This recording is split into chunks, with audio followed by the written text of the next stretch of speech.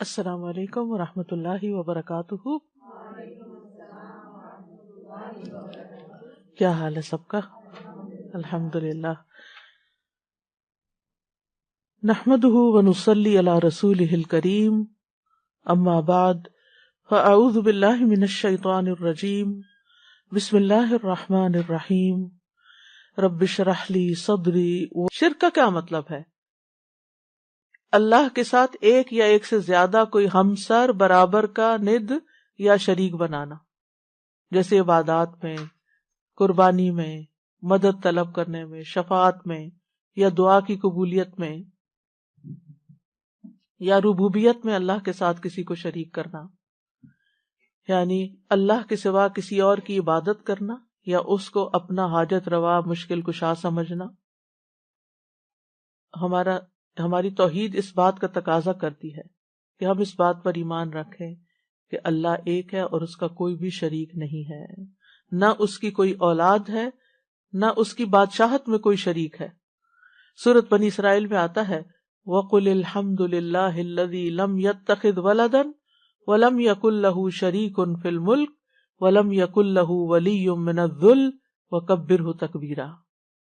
اور کہہ دیجئے سب تعریف اللہ کے لیے ہے جس نے نہ کوئی اولاد بنائی، نہ بادشاہی میں اس کا کوئی شریک ہے، اور نہ عاجز ہو جانے کی وجہ سے اس کا کوئی مددگار ہے. اور اس کی بڑائی بیان کرو، خوب بڑائی بیان کرنا. ہم بندوں کی بڑائیاں بیان کرتے ہوئے نہیں تھکتے. کبھی زندگی میں اللہ کی بھی ایسی بڑائی بیان کی؟ اپنے آپ سے ہمیں پوچھنا چاہیے. تو توحید کیا ہے؟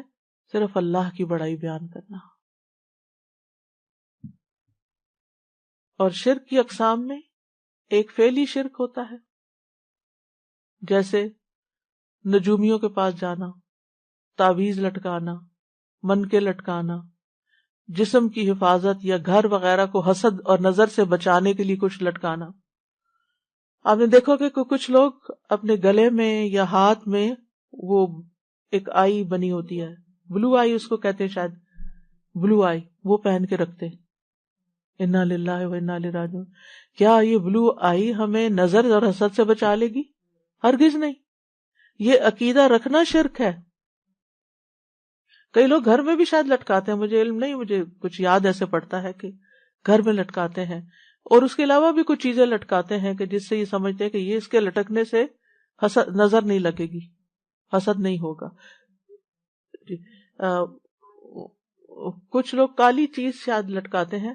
یہاں تو میں نے نہیں دیکھا، لیکن پاکستان میں گاڑیوں کے پیچھے اگر آپ نے، کسی نے میری توجہ دلائی کہ آپ نے یہ گاڑی کے پیچھے لٹکتے دیکھا. میں نے کہا لوگوں نے ڈیکوریشن وغیرہ کوئی کی ہوئی ہے اپنی، جیسے عورتیں پیچھے پراندہ لٹکاتی ہیں، تو ہو سکتا ہے کہ یہ بھی کوئی فیشن ہو، رواج ہو. مجھے تو پتہ ہی نہیں تھا. تو انہوں نے بتایا کہ نہیں، یہ اس لیے لٹکاتے ہیں کہ نظر نہ لگے. کچھ لوگ بچوں کو تل لگا دیتے ہیں، کالا تل، اس لیے کہ نظر نہ لگے. آپ دیکھیں کیسے، کیونکہ وہ آتا نا حدیث میں کہ شرک جو ہے سیاہ رات میں سیاہ پتھر پر سیاہ چیونٹی سے بھی زیادہ خفیہ ہے، پتہ ہی نہیں چلتا کہاں سے داخل ہو جاتا ہے، ہمیں علم ہی نہیں ہوتا. اب آپ سوچئے کہ وہ تل کہاں سے بچائے گا، کتنی حماقت کی بات ہے.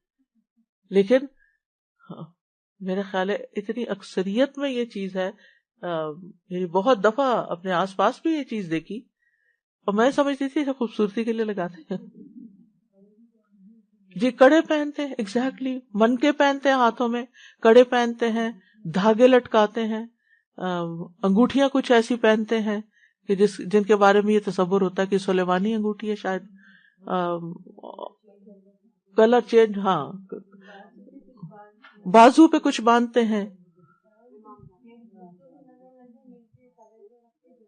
جی تو یہ ساری چیزیں کیا ہیں؟ یہ من گھڑت عقیدے ہیں، خود سے ہی گھڑ لیا ہم نے، توہمات ہیں، سپرسٹیشنز ہیں، ان کی کوئی حقیقت نہیں ہے، اور اس کے پیچھے ہم اپنا دین ایمان خراب کر رہے ہیں.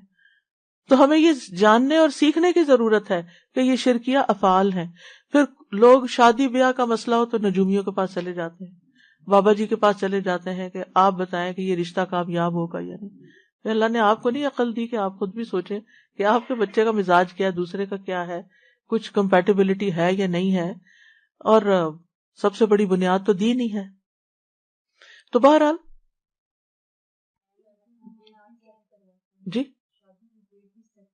جی شادی کی ڈیٹ ان سے سیٹ کرواتے ہیں. یہ نہیں دیکھتے کہ بھئی اپنے رشتہ داروں کو یا خود اپنے کو یا کسی کو کیا سوٹ کرتا ہے کیا نہیں، ان لوگوں سے سیٹ کراتے ہیں. پھر اسی طرح کچھ لوگ اپنی حاجتیں اور مقصد پورا کرنے کے لیے قبروں پہ جاتے ہیں، قبروں پہ ہاتھ پھیرتے ہیں، ان کا طواف کرتے ہیں، کچھ ان کو چومتے ہیں جا کے وہ در و دیوار کو، کچھ وہاں جا کے سجدہ بھی کر دیتے ہیں.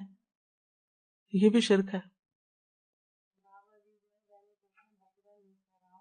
جی ہاں.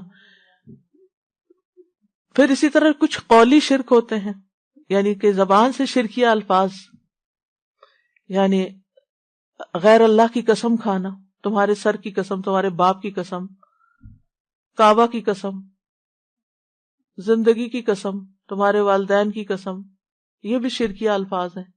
کسی اللہ کے سوا کسی اور کی قسم نہیں کھائی جا سکتی. کعبہ کی بجائے رب الکعبہ کہیں. جی قرآن کی قسم اگر اس کو مخلوق سمجھ کے مان رہے ہیں. پھر اسی طرح یہ ہے کہ اگر یہ تعظیم کا عقیدہ سمجھ رکھتا ہو انسان کہ یہ ساری چیزیں جو ہیں ان کی بہت عظمت ہے، یہ بہت سیکرڈ ہے، ان کو سیکرڈ سمجھے، یہ شرک اکبر بن جاتا ہے. یہ چیز یعنی یہ من کے اور یہ ساری چیزیں سیکرڈ نہیں ہیں. پھر اسی طرح یہ کہنا کہ اگر اللہ اور فلاں نہ ہوتا تو یہ کام نہ ہوتا. اللہ اور فلاں، اللہ کے ساتھ اور کو ملا دیا، شرک ہو گیا. یا آپ نے اللہ کے ساتھ اور کو شریک کر لی، اور کہاں سے آ گیا؟ آپ یوں کہہ سکتے ہیں کہ سارا فضل اللہ کا ہے، اللہ نے وسیلہ بنایا، اللہ نے آپ کو وسیلہ بنا دیا.